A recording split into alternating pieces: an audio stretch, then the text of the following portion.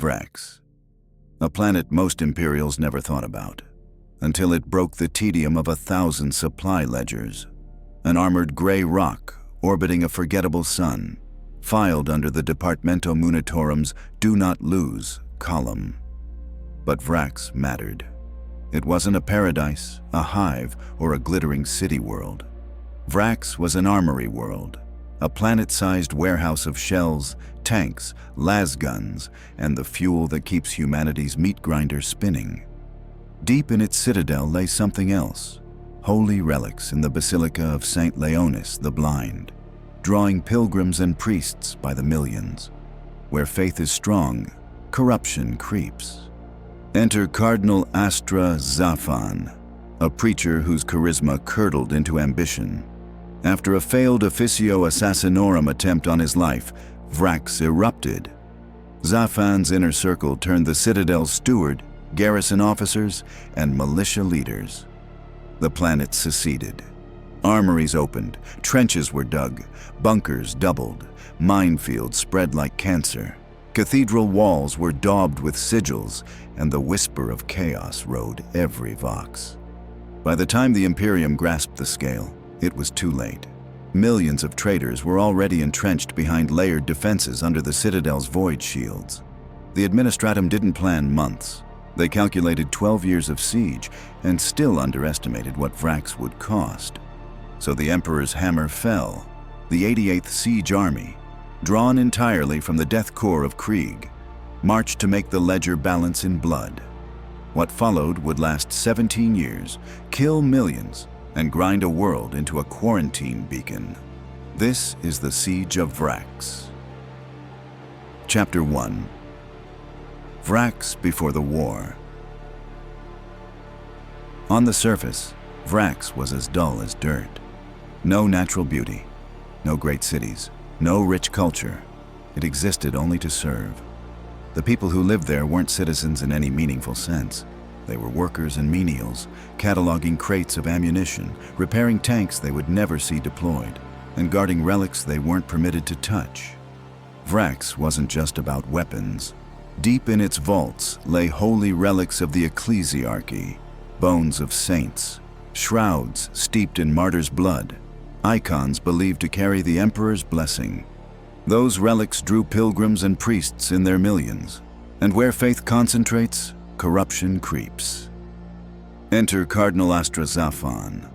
Once a celebrated churchman, his ambition soured into prophecy. After surviving an assassination attempt, his inner circle moved, turning the Citadel's steward, key garrison officers, and militia leaders. The planet didn't revolt overnight. It was taken from the inside out. Vraks transformed. Trenches were dug, bunkers reinforced. Minefields spread like a sickness. The armories were opened, and traitor militias armed themselves with enough firepower to match whole guard formations. Cult sigils bloomed on cathedral walls. Heretic priests promised salvation through rebellion. The whisper of chaos rode every vox. By the time the Imperium understood what had happened, it was already too late. The Administratum didn't predict months. They budgeted years. A planned siege measured in spreadsheets and body bags. But even those cold calculations fell short of what Vraks would cost. So the Emperor's hammer fell. The 88th Siege Army, drawn from the death core of Krieg, made planetfall.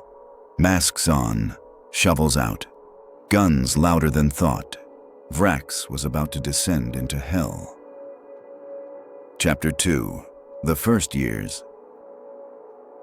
Picture it, Year 1. The Imperial Navy arrives in orbit, sealing the planet off like a cork on a poisoned bottle. Supply lines cut, escape impossible. On the ground, the first waves of Kriegsmen slam into the mud. The death core of Krieg. Soldiers raised in a world nuked into ash during their own civil war. Men bred in bunkers, taught from birth that life is worthless, that only through death in service can one find redemption. Their creed is simple: you are expendable. To Krieg, shells are more valuable than men. If 100,000 soldiers die to take a trench, but the artillery keeps firing, that's victory. And on Vraks, That mentality was exactly what the Imperium needed. The opening months were chaos. Vraks wasn't undefended. Zafan's cultists had fortified the entire planet. Trench lines spiderwebbed across the landscape. Minefields turned no man's land into slaughter zones. Artillery batteries thundered day and night. One barrage lasted for almost a week straight, with thousands of artillery pieces firing non-stop 24/7. The barrage was so intense that they had to communicate with hand signals instead of Vox transmissions. The aftermath was so traumatic to the landscape that it looked like it had been hit by an asteroid. At some point, the ground was, quote, liquefied. It was like stepping back into the great wars of old Terra. Imagine World War I, but dialed up to 11, then set on fire with toxic gas and demonic whispers. The Kriegsmen came prepared. Their uniforms, heavy greatcoats, their faces hidden behind skull-faced gas masks. Their doctrine, grind the enemy down, one corpse at a time. They dug trenches parallel to the rebels, sometimes only a few hundred meters apart. For weeks, battles would rage for a single bunker, a single gun emplacement, a single stretch of mud. Artillery ruled everything. Whole regiments disappeared in barrages that lasted hours, even days. Men lived in shell craters, ate rations soaked in mud, and slept under skies choked with smoke. Gas attacks rolled across no man's land, choking soldiers where they stood. But the death core of Krieg didn't break. They never broke. Their discipline was absolute. And yet, progress was slow. Every trench they took cost thousands of lives. Every bunker cleared bled them dry. The rebels fought with the same weapons the Imperium did: lasguns, tanks, heavy artillery, because it was all stolen from Vraks' own stockpiles. And behind the lines, Zafan's cultists whispered prayers to darker gods. Heretics poured into the ranks, their fanaticism matching the Death Corps' grim resolve. Where Krieg had discipline, the cultists had madness. They'd charge machine gun nests, screaming praises to the dark gods, throwing their bodies into firestorms just to buy a few more seconds for their comrades to counterattack. By the end of the first year, the Kriegsmen had secured only the barest footholds. The rebels still held the majority of the planet. The armories remained sealed behind trench lines that stretched for miles. By the end of the third year, nothing had changed. The front lines stagnated, tens of thousands dead, millions of shells fired, both sides locked in a meat grinder neither could escape. And this was only the beginning. Vraks wasn't just another siege. It was becoming something worse, a ritual of death. The planet itself seemed to bleed. The ground turned black from blood and ash. The air was poison. The men fighting weren't just soldiers anymore. They were sacrifices. Every corpse fed the whispers of chaos. And the Imperium, stubborn as always, refused to stop. Chapter 3. The Stalemate. By the third year of the siege, Vraks had devolved into a nightmare of trench lines, rusting wire, and endless shell fire. Millions were already dead, and millions more waited to take their place. The war had frozen into a stalemate, a grinding contest of attrition where every meter of ground was paid for in oceans of blood. It was in this bleak landscape of mud and acid rain that the god machines of the Titan legions were unleashed. The Imperium committed elements of the Legio Astorum, the Warp Runners. These engines were veterans of countless campaigns, their machine spirits ancient and proud, some dating back to the Great Crusade itself. Warlord and Reaver-class Titans strode across Vraks' blasted surface, their plasma annihilators and volcano cannons capable of leveling entire fortress lines in a single volley. Warhound packs moved like steel hounds through the crater fields, probing for weak points and ripping apart traitor armor with precise bursts of concentrated fire. To the soldiers of the Death Corps of Krieg, these machines were not idols to be praised, but inevitabilities, walking instruments of sentence and execution, the Emperor's wrath given steel and fire. But the traitors had their own answer. From the wastes of the Eye of Terror marched the Legio Vulcanum, the Dark Fire. Once loyal engines of the Imperium, they had long since been corrupted. Their armor was scorched black and daubed with the 8-pointed star of chaos. Their machine spirits were broken, bound to malice. Some hulls wept oily filth as if claimed by Nurgle. Others bore brutal brasswork and chain trophies in crude homage to Khorne. Even at a distance, their silhouettes felt wrong. Angles that fought the eye, movements a fraction too predatory to be merely mechanical. When these colossal engines met, the ground reacted first. A deep, rolling tremor that ran through trenched timber and ribcage alike, followed by the white glare of weapons that turned earth to glass. Defensive lines disappeared in seconds. Bunkers were scissored open, their interiors vaporized into light and pressure. The air filled with fine dust, propellant stink, and a pulsing heat that pushed men to their knees even miles from the impact points. At Black Ridge, loyal titans of Astorum locked weapons with traitor counterparts from Volcanum. Exchanges of fire stitched incandescent scars across the horizon. Infantry, tanks, and field guns vanished into the wash of overpressure and shrapnel. What survived curled into whatever cover remained, waiting for the barrage to pass, so the ruin could be measured and fought over yet again. None of it proved decisive. By the 5th year, Titan wrecks littered Vraks like monuments. Twisted hulks lay half-buried in mud, still humming with residual energies. Whole trenches were cut through the rib cages of fallen engines, and Kriegsmen lived and died in the shadow of their steel remains. The mapmakers took to marking these places as graveyards, not out of poetry, but because they were permanent. Landmarks you could navigate by in a landscape that otherwise changed with each bombardment. Still, nothing fundamental shifted. Every engagement between god machines ended the same way. Staggering destruction, obscene casualty lists, and a front line that refused to move more than a handful of meters. Titans that should have rewritten a theater of the war ended up functioning like colossal infantry, advancing, firing, retreating, and bleeding. Without the strategic collapse their power seemed to promise. By the 7th year, the siege of Vraks had ceased to be about maneuver or elegant plans. It became a test of endurance.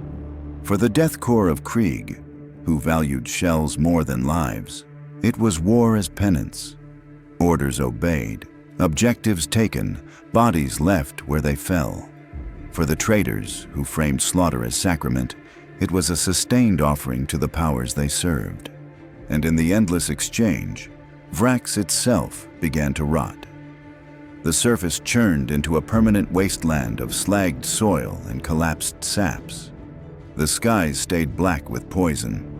The planet felt less like a battlefield and more like a shrine, to exhaustion, to persistence, to war without end. Chapter 4. Escalation of the War. They sent in the Death Corps to chew the crust of Vraks down to bone, and when the meat grinder still wouldn't quit, the Imperium did what it always does when attrition stops working. They sent in the Angels of Death. By the 8th year, the front had calcified. Trenches ran like scars across the ruined plains, poisoned fog sat in the hollows, and artillery never stopped talking. The Administratum had already funneled wave after wave of Kriegsmen into the Citadel's jaws. But numbers alone weren't enough. The war was dragging on, bleeding the Imperium dry. So Terra escalated. They pulled a different weapon from the shelf. Space Marine chapters, Inquisitorial strike forces, and even demon hunters who walked straight into warp rot without flinching. The first to arrive were the Dark Angels. They didn't come to grind through trenches like the Kriegsmen. They came to strike fast, hard, and decisively. Azrael's plan was surgical. The Dark Angels launched their attack on the Vraks starport, aiming to cut reinforcement routes and choke the Citadel's supply lines. Raven-winged scouts surged ahead, lightning fast on their bikes and land speeders. Behind them came the armored might of the chapter. Land raiders, predators, and vindicators roaring across the Sarana Flats. What the Dark Angels did in days would have taken the Kriegsmen years. Their lightning assault tore through defenses, forcing the rebels to thin their front lines. For the first time in the entire war, Imperial commanders could see a crack forming in the fortress world's armor. But that strike also exposed the truth the Imperium had dreaded. The traitors weren't just cultists and rogue guardsmen. Azrael's scouts confirmed what the Inquisition had suspected. Traitor Astartes were on Vraks, veterans of the Horus heresy, ancient warlords clad in corrupted armor. This was no longer just a rebellion. It was a war against the legions of chaos themselves. The Dark Angel's arrival marked the first real shift of momentum, but it also meant the war had escalated into something far more dangerous. Not every Imperial strike went smoothly. The Red Hunters, a chapter known for their brutal surgical raids, launched a daring drop assault on what was thought to be the Citadel's weak flank. What they found was no weakness at all. It was a trap. The Red Hunters and 4 Inquisitors fought bravely, but they were surrounded, cut off, and annihilated to the last man. The loss was catastrophic, a reminder that Vraks could bleed even the Emperor's finest. And Chaos answered the arrival of the Loyalists with their own champions. The Alpha Legion, led by Arcos the Faithless, had been orchestrating much of Vraks' defense from the shadows. Infiltration, sabotage, false Vox orders. Their specialty was turning Imperial victories into traps. Where the Dark Angels cut loud and deep, the Alpha Legion poisoned command nets, sabotaged supply lines, and made every gain costly.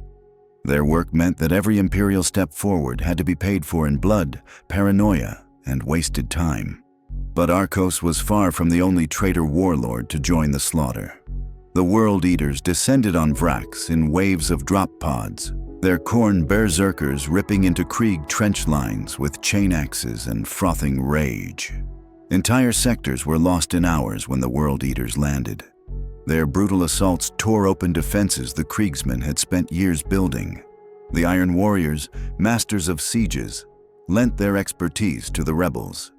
With their dark engineering, they turned fortresses into traps, minefields into mazes, and every ruined hab block into a kill zone. For every trench the Kriegsmen took, the Iron Warriors had another waiting behind it. And then came the Death Guard. Their arrival poisoned the war in every sense of the word. They unleashed plagues and chemical weapons across the battlefield. Their munitions didn't just kill, they lingered. Poison clouds turned valleys into death traps, bunkers into suffocation chambers. Kriegsmen fought on through respirators, but the Death Guard's toxins chewed through flesh, metal, and even faith. On the Imperial side, reinforcements continued to arrive. The Red Scorpions joined later in the campaign, specializing in clearing bastions and fortified shrines with brutal precision. The Angels of Absolution deployed under unique terms, with the authority to hunt Alpha Legion operatives and take them alive. Their mission was as much about intelligence as it was about extermination, and their captures would later prove invaluable in exposing sabotage networks. And when the demons began to stir, the Grey Knights arrived. These were not soldiers or even ordinary Astartes. They were weapons bred to slay demons and sever the cords of sorcery. Whenever chaos rituals flared too brightly, the Grey Knights would appear, cutting down cultists and banishing demons with storm bolters, blades, and psychic might. Their presence was proof that Vraks was no longer just a war. It was a spiritual infection that needed surgical removal. Several battles from this period stand out as turning points. The Battle of the Vraks Starport, where the Dark Angel's armored thrust ripped open the traitor's flank, forced Zaphon to redeploy his reserves and gave the Imperium breathing room. The Battle of the Basilica of St. Leonis, where the Angels of Absolution and Red Scorpions fought through sanctified halls now twisted into chaos shrines, ended with the Basilica in ruins, but denied the traitors one of their strongest symbols of faith. At Mortuary Ridge, Krieg infantry clawed their way uphill against entrenched cultists, forcing the heretics off critical high ground and securing observation lines for future assaults. In Sector 61-47, an Imperial counteroffensive blunted a chaos raid that threatened to collapse the entire first-line corps. The fighting was so savage that both sides were left shattered, but the line held, And that was enough for the Imperium to call it a victory. But even as the Imperium clawed back victories, chaos slammed the line with brutal counterstrokes. At Fort C-585, World Eater drop pods punched straight into the rear echelons. The garrison was butchered and the 468 forced to fall back, ground lost in hours that had taken months to take. The Alpha Legion turned the eastern redoubt's breakthrough into a charnel house. Buried magazines detonated under advancing units. Fox orders were spoofed, and whole companies marched into interlocking fire. When High Command gambled on a mobile counterblow in Sector 61-47, the Black Legion and Iron Warriors sprang the trap. Surprise airstrikes, long-range guns, and armored thrusts peeled super heavies apart until the advance collapsed into a costly retreat. And over it all, the Death Guard salted every gain, blight shells and chem clouds rolling over newly won trenches, turning them into killing pits and forcing withdrawals before the soil even cooled. Victories bled away at dusk, only to be swallowed by dawn. By year 12, the siege of Vraks was no longer just a war of attrition. It had become an endless cycle of escalation. Loyalist Space Marine chapters carved tactical victories in shrines, fortresses, and starports. Chaos Space Marines countered with sabotage, demon rituals, and berserker fury. The battlefield was no longer about shells and trenches alone. It had become a war of saints and heretics, angels and demons, each strike rewriting the front lines and shifting momentum back and forth. And as the veil between reality and the warp thinned, the next act of the war promised something even worse. The gates of hell were beginning to crack open. Chapter 5. The Demons of Vraks. By the 12th year, Vraks wasn't a battlefield anymore. It was a wound that never scabbed over, trenches full of bones, skies the color of old poison, a planet that learned to scream without lungs. That much death is a prayer in the warp, and the warp always answers. Inside the Citadel, sermons turned into sacrifices. The apostate Cardinal's clergy carved faith into flesh, while traitor Astartes fed the rituals with industrial-scale slaughter. Death Guard warbands salted the front with toxin barrages. Khorne devotees built literal hills of skulls in the shell holes. Alpha Legion cells did their quiet work, sabotaging munitions, misrouting supply, keeping the siege bloody and just slow enough that the veil could thin. It worked. Reality tore. At first it was whispers in respirators, a pressure behind the eyes, then shapes in the fog that didn't match anything with a pulse. Then the ground opened and demons came walking. Bloodletters rose out of craters with hellblades singing. Fleshhounds coursed down communication trenches like they'd memorized the map. Juggernauts, iron beasts with rage for engines, smashed revetments and tossed tanks like scrap. Where Nurgle's pall hung heavy, plague-bearers absorbed lass fire like rain, and squads died coughing behind intact masks. In some sectors, corpses stood up again. Plague zombies clawed out of mud and sump, dragging at boots and webbing until the living drowned upright. Most armies would have broken. The Death Corps didn't. They ground their teeth on rubber hoses and did what they do. Advance, stab, shoot, reload, repeat. Trenches held. Lines bent, but they didn't snap. Holding a line isn't winning a war against hell, but it buys time. The Inquisition used it. Lord Inquisitor Hector Rex forced the matter in the halls of power and on the firing line. The 88th Siege Army was placed under the Ordo Malleus. The plan shifted from wear the Citadel down to shut the door the cults had opened. First directive, seal the ring. The eastern flank had to close, or the enemy could escape and the demonic pressure would never drop. Kriegsmen of the 30th Line Corps swung like a door on the map, 7th and 11th Tank Regiments attached as the armored knuckles for the punch.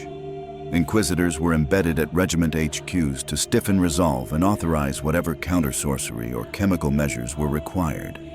And held in orbit, ready to drop like a guillotine, were the Emperor's demon hunters. A Grey Knight strike force under Brother Captain Arvan Stern arrived aboard the fast strike cruiser Honor Amentum. Teleport chambers primed, psych wards humming, storm bolters blessed. Where the pressure spiked, they would appear, do violence to the unnatural, and vanish back to the ship. On the ground, the Green Inferno began. As the ring-closing offensive rolled, Death Guard resistance metastasized. Plague Marines shoved into the gaps with bolter and blight grenade. Their knives hit harder than bayonets. Their armor drank punishment. Sectors 59-45 and 60-45 turned into toxic bowls when both sides escalated to chemicals. Worse, the dead got up. The 269th reported plague zombie swarms pouring through their trench boards, and soon the 262nd and 263rd were logging the same. Inquisitor Thor Malkin himself had to wade into the muck and force the tide back with sanctioned flame and will. Progress slowed to a meter-by-meter grind. Every step forward felt like stepping into a throat. Then the Citadel tried to break the siege clean in the open. At the Cardinal Gate, the traitors pushed a tide of demons downhill. Bloodletters, fleshhounds, juggernauts, and behind them clanking industrial nightmares that looked like walking furnaces. The Red Scorpions and Krieg Grenadiers shouldered into the gale, while the Inquisition's stormtroopers held their firing lines in steady, murderous cadence. And still, the demons came. Gray Knights hit that slope like a verdict. Psy-cannons howled. Incinerators turned red ranks into collapsing silhouettes. Force halberds crackled blue and left afterimages in the smoke. A brass scorpion lumbered into the fray and died screaming as a halberd found the unholy geometry inside its breast. The hillside became a butcher's diagram. For a breath, it seemed enough. Until the sky tore wider and Angrath arrived. Khorne's mightiest bloodthirster fell like a meteor with wings, an axe built to split fortresses and a lash that burned. He tore a dreadnought apart, cleaved a Grey Knight's Land Raider open like a tin, and waded through fire as if it were incense. Brother Captain Arturus and his squad charged up the slope into the storm. Psychic force cracked the air. For the first time that day, Angrath roared in pain. Then he broke them. Arturus fell. His brothers were scattered like toy soldiers. Lines bent, helmets turned. Even Krieg respirators looked like masks hiding human fear. Hector Rex went forward. Around him, what was left of the push gathered itself into a knot. Stormtroopers, Krieg Grenadiers, Red Scorpion survivors, a handful of Grey Knights. The Cardinal Gate loomed in ruin, its towers chewing smoke. Angrath dropped into the gap like a cork, daring anyone to pass. Rex met him with warded shield and the force blade, Arias. The bloodthirster was all mass and momentum, swinging blows that split stone and wrung helmets. Wards sparked, shields buckled. Rex yielded ground, foot by foot, refusing to yield the fight. When the edge finally came, when even an Inquisitor's will had limits, he drove Arias into the demon's heart and pushed. Light, heat. A sound like iron remembering it used to be blood. The bloodthirster vanished, banished back to the throne of skulls on a flood of fury. The tide slackened. It didn't break. It never breaks on Vraks. But the gate was open. Rex changed the problem. You don't win with buckets when a house is flooding. You shut the main. Somewhere inside the keep, the cults had opened a ritual aperture and were feeding it with blood, faith, and terror. That was the valve. The Ordo Malleus wrote a two-step prescription. Step 1. Stun the keep. Melta torpedoes and barrage bombs from orbit, hot enough to make the stones remember they were sand. Step 2. Cut the heart. Teleport the Grey Knights and Inquisitors directly into the inner keep, the Aedificium, and unmake the ritual at the source. The alarms shrieked. Teleport chambers flared. In a crackle of ozone and lightning, squads appeared inside the keep already firing. Bloodletters died in mid-charge. Fleshhounds skidded off psych wards like hounds hitting glass. Juggernauts hammered into Aegis-armored walls and went down under point-blank fire. Stern led from the front, Force sword singing with sanctioned flame, his brothers chanting exorcisms that turned to shockwaves in the cramped halls. Then the Guardian dragged itself out of the ritual light. Uraka the War Fiend, Demon Prince of Khorne, brass-forged plate, executioner's poleaxe, a voice like a foundry in revolt. He promised Stern's head for his master's wall and the Grey Knight's bones for the flesh hounds. The duel wasn't elegant. It was weight, will, and hatred. Uraka's axe carved the air into blood-smelling geometry. Stern's blade answered with blinding arcs of force. Armor buckled, wards burned. Stern took a wound that staggered him, then rose, breathing in fire and litany, and drove his sword through a gap in brass plate with a two-handed thrust that turned the demon's roar into absence. Uraka folded out of reality, banished. The ritual stuttered, the door shivered. Outside the keep, the battlefield still snarled with lesser horrors, but the center was gone. The Grey Knights pressed through corridors slick with sacrament and gore, smashing altars, scouring sigils, burning the last bound things that squealed when the air admitted it was air again. Behind them, Kriegsmen and Astartes finished what Mortar and Melta had started, bulwarks taken room by room, stair by stair, until the keep sounded like a tomb. From that night on, the demons were in retreat. Not vanished. Vraks never gives a clean ending, but receding. The Citadel's heart was cracked. The valve was closing. The ring around the fortress tightened by the day. The Death Corps went back to their profession, advancing trench by trench, bunker by bunker, without the warp pushing back quite so hard. The Red Scorpions returned to cleansing blasphemous strongpoints and gatehouses with chainsword certainty. The Angels of Absolution hunted Alpha Legion cells in the rubble for answers the Rock would want. The Grey Knights remained the last word wherever the air felt thin and wrong. Vraks would still demand years of murder before it fell. But Chaos had spent its biggest coin and watched it roll off the table. The siege shifted from hellish to merely impossible. And for the Imperium of man, merely impossible is a green light. Chapter 6. The Fall of Vraks. The worst storms come right before the calm. On Vraks, the calm meant ash settling on skulls that no one would ever count.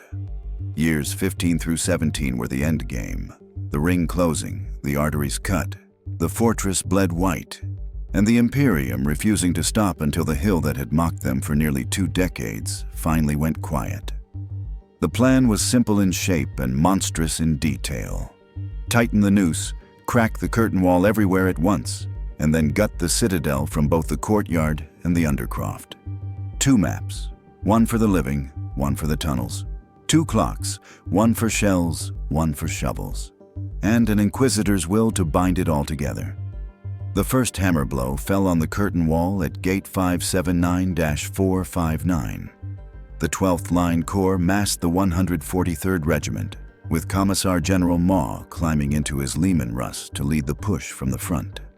Reaver-class engines, Aster Tyrannus and Iacus Ultra, loped forward like walking foundries, cracking the gate towers with Melta and Macro fire, while the Krieg barrage walked uphill in a sheet of thunder. It should have been a breakthrough. Instead, Zhu for the Impaler came out to meet them. Khornite berserkers poured through smoke and falling masonry. Terminators waded into the breach, chain blades screaming.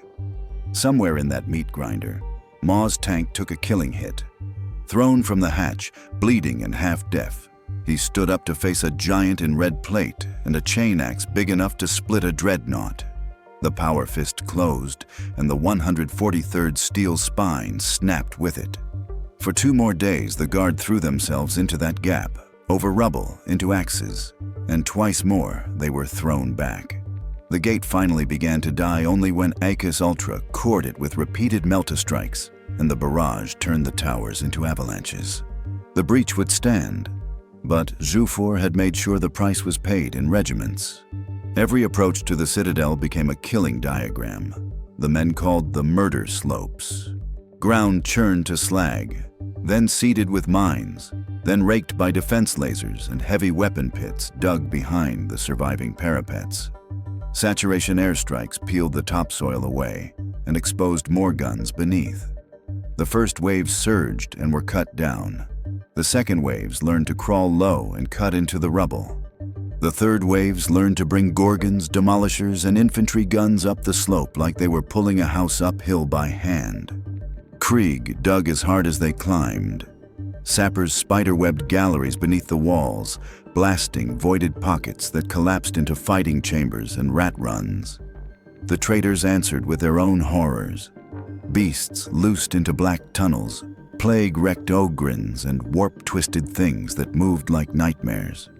Shotguns and crack brought them down, inch by inch.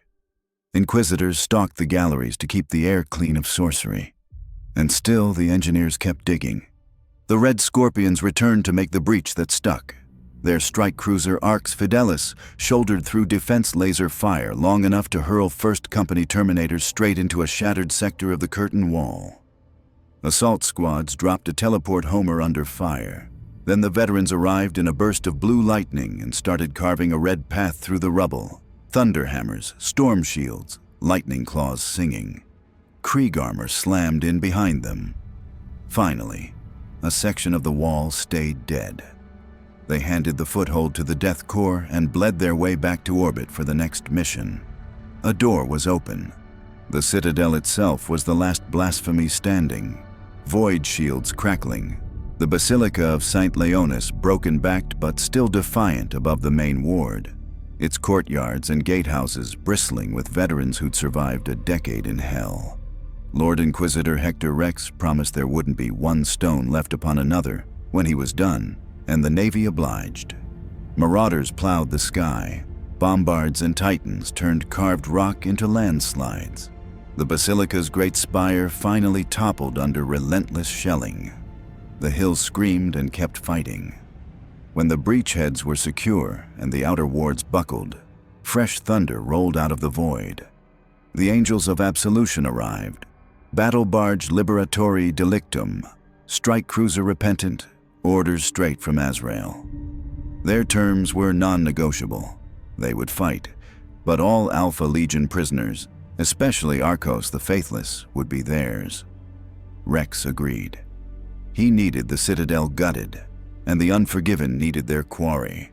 Death Storm pods slammed into the main plaza, clearing space with spinning, autarky-driven slaughter. Then the Angels dropped through the smoke. Master Yafrir commanding, Interrogator Chaplain Belphegor at the point. Their target was the Basilica. Inside that shattered cathedral, in chapels collapsed into trenches and transepts turned into firing galleries, they found the Alpha Legion waiting. Hydra glyphs glowed through ash. Bolters barked, chainswords sparked, and the Angels pressed, room by room, refusing to give the Basilica back to the dead. Arcos made his last stand in the rubble of St. Leonis. He roared challenges and carved a path through Ceramite, until the ring closed. Surrounded, outgunned, he chose defiance over surrender. Belphegor met him head-on. Crozius against Warp-Blessed Blade, the old hatred of Caliban given form. When it ended, the Unforgiven had what they came for. Arcos would go to the Rock, and the Alpha Legion on Vraks would die where they stood. While Angels tore out the Basilica's heart, Grey Knights and Red Scorpions cleared the keep houses and galleries, and Krieg regiments scissored bunkers into trenches and trenches into graves. Zhufor's war bands didn't break so much as run out of places to stand. In the confusion behind the walls, Cornati factions turned on rivals. Alpha Legion cells disappeared into smoke and didn't come back out. The gatehouses fell. The courtyards filled with bodies and promethium flame. The Inquisition's stormtroopers marked rooms with chalk and ash. Purged, purged, purged. Down in the Undercroft, the long tunnel war punched through. Sappers blew, stacked, and blew again, until lamp-black faces climbed up into the Citadel's basement and found the enemy's cellars already caving around them. The fortress was being eaten from both ends, by fire from above and by the patient teeth of Krieg below. They expected a throne room. They found what chaos always leaves behind, what was left of Cardinal Astrazafan, twisted beyond man or office into a mewling chaos spawn. The apostate who had called this apocalypse down on a shrine world was now a slithering, cautionary tale. The Grey Knights did what they were made to do. Nemesis Force weapons lit the dark like a thunderhead brought indoors. The thing that had been Zafan died in the only mercy the Imperium grants to monsters.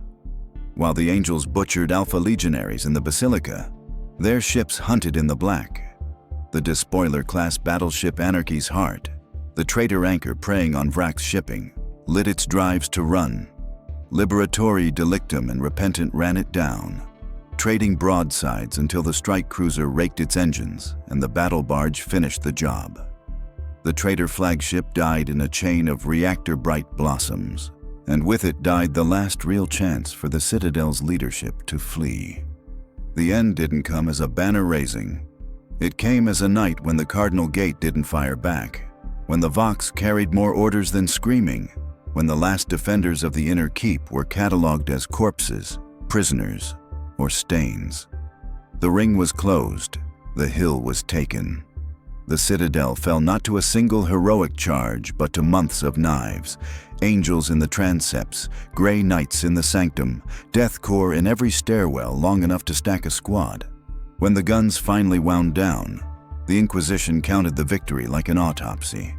The campaign that was planned for 12 years had lasted almost 18. 30-plus Krieg regiments had come to die doing exactly what they were built to do. Best estimates put Imperial dead in the many millions, with enemy losses not far behind. The star system was declared perdita, quarantined and damned. Vraks had been won, the way a disease is cleared by burning the limb. The Imperium called it a victory. The Hill had no opinion. Chapter 7: Aftermath and Legacy. When the guns finally went quiet on Vraks, the dust did not settle. It hung in the air like a second sky, and when it fell, it made a new layer over the old dead. The siege was over. The world was not saved. It was simply finished. Administratum clerks like endings they can count. Vraks did not oblige.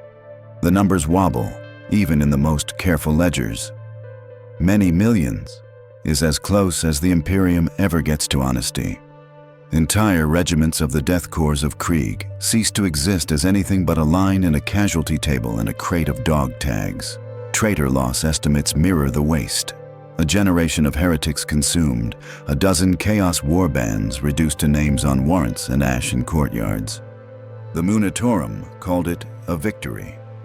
The Inquisition called it necessary. The planet called it nothing at all. Once the Citadel fell, the work did not stop. It changed uniforms.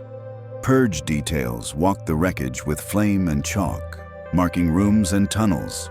Cleared, purged, sealed. Librarians and psychers tested the air for warp taint.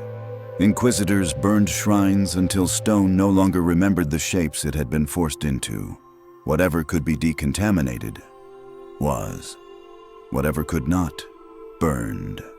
The living were sorted almost as quickly as munitions had been, back when Vraks was still an armory instead of a tomb. Prisoners, collaborators, civilians who had learned to pray to anything that answered.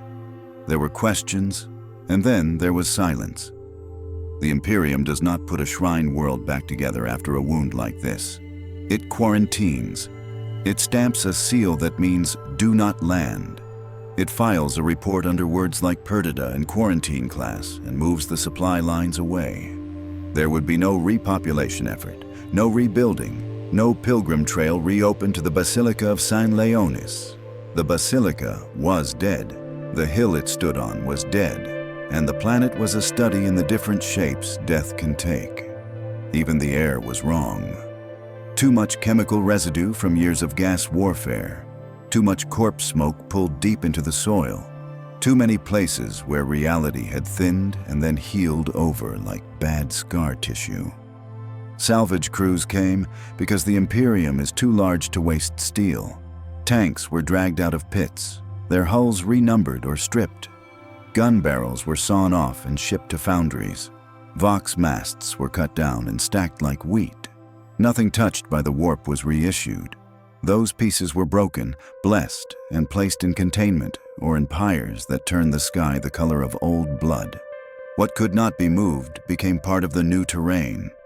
The Titan graveyards stayed where they fell. Colossal bones of metal slumped into the mud, used as windbreaks by things that didn't need windbreaks anymore. Maps kept their silhouettes as landmarks. Pilots used them to line up approaches in a world with no living lights. Not everyone who led this catastrophe into its end survived to sign their own reports. Commissar General Maw died at the breach, crushed in Jufor's fist and folded into legend. Jufor himself did what Cornate champions always seem to manage at the last second. He had the bad manners to live.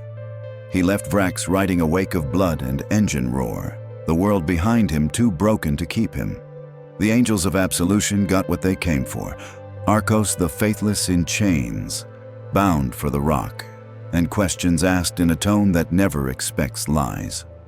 Cardinal Astrazaphon did not get a trial. What crawled in his place died beneath Nemesis force weapons with all the ceremony a chaos spawn deserves. None. The Grey Knights did not linger. They never do. They left as they arrived, without official ceremony, without names on parchment, without a story anyone is allowed to tell in public. Those who fought beside them will always remember how the air felt thinner, safer, after they had passed. The Red Scorpions took their banners back to orbit, stained but intact. Their first victory of the final battle, at the wall becoming another line in a book of duties discharged. The Angels of Absolution marked their quarry as delivered and their penance as ongoing. The basilica they cleared will be whispered about in chapels where light never quite reaches the corners. For the Death Corps of Krieg, Vraks became both proof and prophecy. Proof that their doctrine works. Shells over flesh, orders over fear, redemption through death. Prophecy that they will be sent again to places that look exactly like Vraks, because the Imperium keeps making them. The regimental rolls are full of gaps now, long columns of names that end abruptly or never started. But on Krieg, those gaps have a purpose. Ossuaries were filled. Honors were awarded to units that no longer existed.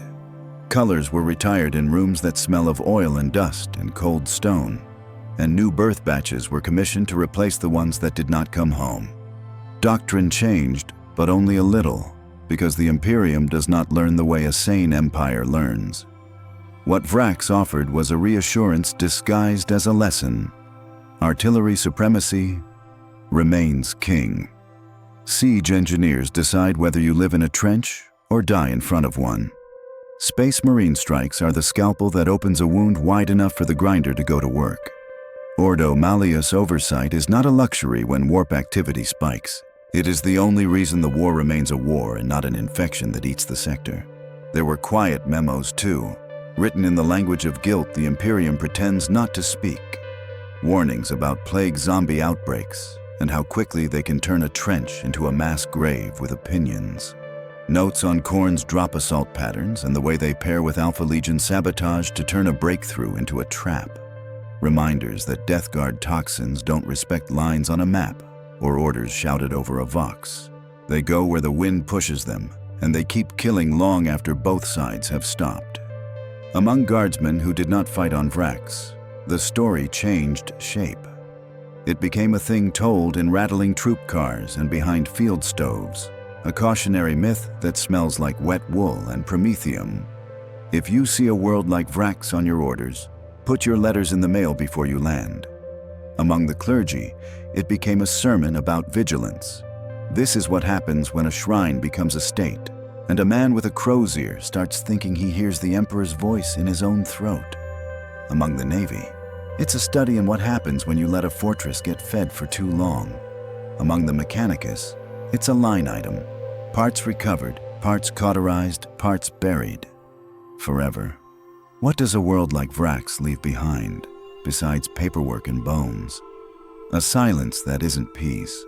A gravity that always feels a little too heavy. a sky that never quite clears, and a name that people say is a shortcut for a whole category of mistake. Don't let this turn into another Vraks. The legacy is not noble. It is not clean. It is not a banner dipped in glory and paraded down a street. The legacy of Vraks is that sometimes the Imperium wins by outlasting everyone else's capacity to suffer. It wins by erasing a problem in the place the problem lived in the same motion.